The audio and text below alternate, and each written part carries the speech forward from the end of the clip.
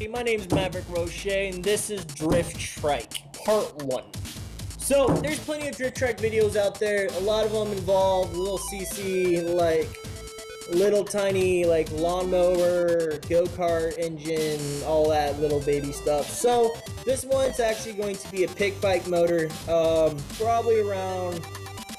I'm gonna say we're probably gonna go bigger than 125cc pick bike motor in here. Just for fun. Top speed somewhere's gonna be around 60 miles an hour plus. Hopefully. So that being said, this is part 1. I already have this frame built from a previous project that I started.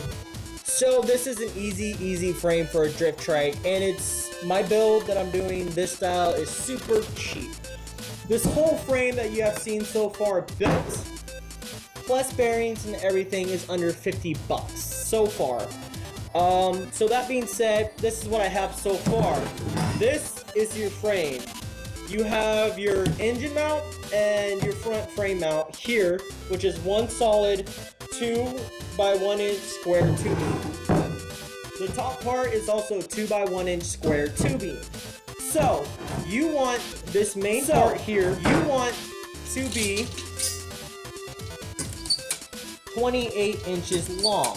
28 inches long. 2 by 1 square tubing, 28 inches long. The top and bottom here are also 2 by 1 inch square tubing. So this top piece, as well as the bottom piece, they're exactly the same, are 22 inches. Exactly 22 inches. Top, bottom, 2 by 1 square inch tubing, 22 inches long. Here you have, this is 2 inch, because you have to weld it onto the 2 inch. So you have 2 inch, yep, 2 inch by 9, yep, 2 inch by 9 inch. Voila!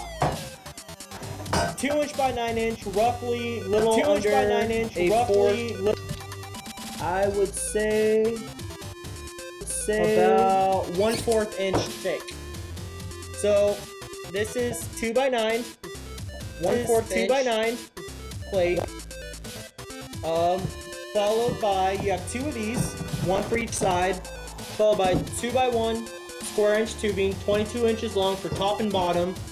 Then this part here is 28 inches long. It is also a 2 by 1 square inch tubing. So you take your sides, level them out on the sides right here, weld them on the sides and on top and on bottom, as well as with the bottom, so it comes out flat and flat on the bottom here, all flat. And then from there, you want to measure across the middle, which at 22 inches, the middle of this is 11. Exactly. Shocker. So, mark down 11. Do right here, this is 2 inch tubing, so you want to mark that in the middle, line it up, weld it on the top, the sides, as well as you want it to weld it on the bottom. Don't forget to grind smooth the welds, so that way you get a nice flush fit when it sits on the ground. So this metal right here cost me 23 bucks, and I got enough metal to build 2 of these. So for 23 bucks, you're able to build 2 frames worth. From there, you're probably wondering about that setup. This configuration is actually pretty easy and pretty well known for homemade go-kart frames in the back. So for that, as you can see, I still have to drill 1 hole on this side.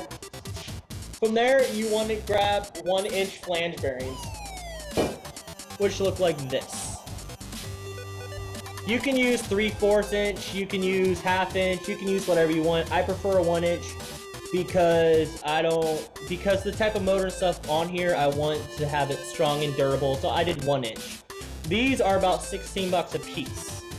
I got these for $19 for a set of 2 here at my local bearing shop, which I always go to work on my quads and everything else that comes into the shop.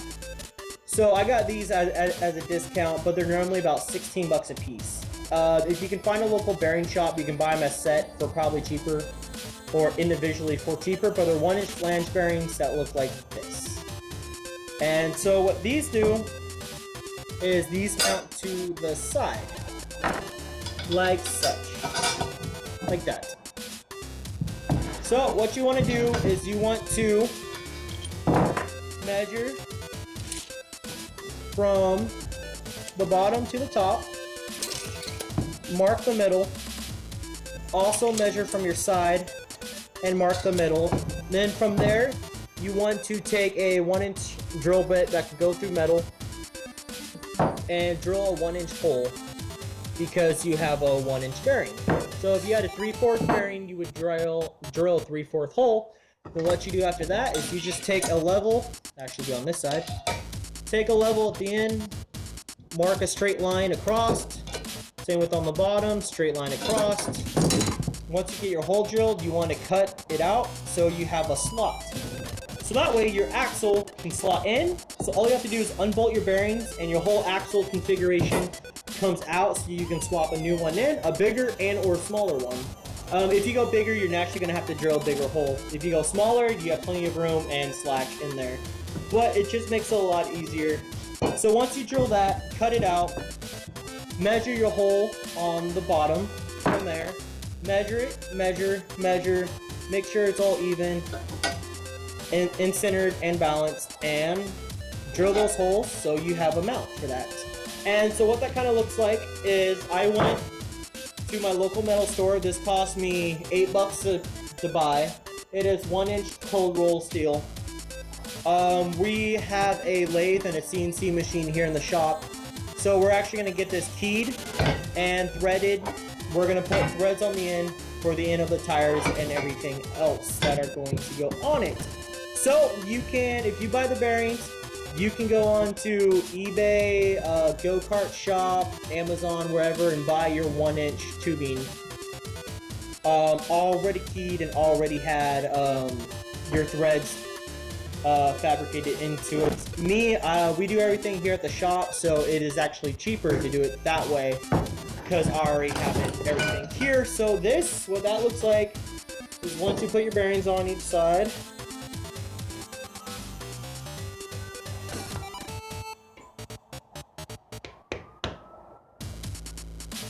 trying to make it as centered as possible.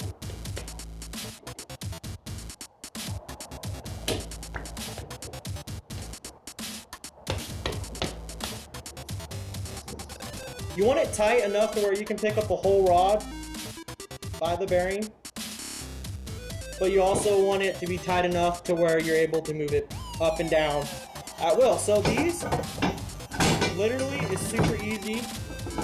So your axle gets slid into the slots, like so, and these get bolted to the side. Voila. So these get bolted in, and there you have it. There's your axle and your frame. So then what's going to happen is your sprocket is going to go here, and then your engine's going to be mounted up here.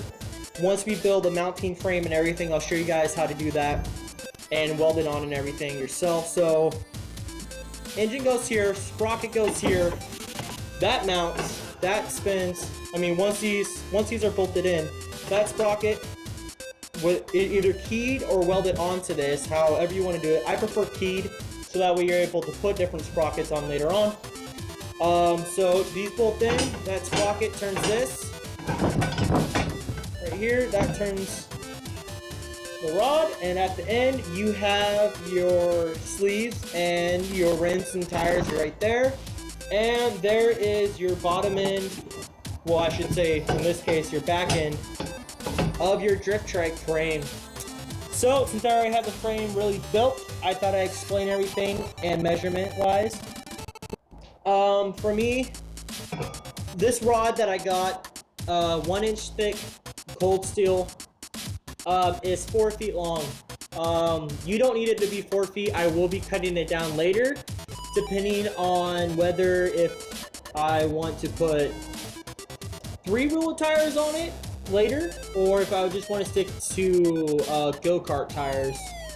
But I got a 4-inch rod, so that way I'm able to cut it down later if need be. If not, I have the perfect length for some freewheeler tires on it. That is pretty much all I got. That is pretty much all I got.